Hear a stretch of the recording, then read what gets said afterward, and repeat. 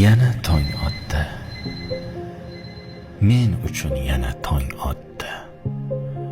Kimlardir bu tong uyg'onmadi. Ular ham kecha ertangi kunini rejalashtirgandir. Tashvish bilan yoki xotirjamlikda uyquga ketgandir. Nima shunda hayot qisqami? Yoki aslida qisqa emas-u, biz uni behuda narsalarga sarflab qisqartiryapmizmi? Hayot o'zi oddiy bo'lsa-yu, biz uni murakkablashtiryapmizmi? 12 yoshimgacha aqalli hech narsani o'ylamadim. 20 yoshimgacha qachon katta bo'laman deb qo'ymadim. Kutdim. 30 ga keldim. Qayerga men o'zi shuncha shoshildim? O'tgan vaqt orqada, kelajak noma'lum. Menda yana bugun bor.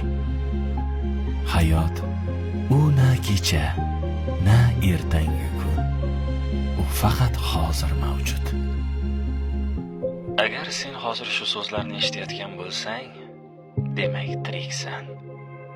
Bu hayot seniki. Uni qo'ldan boy berma.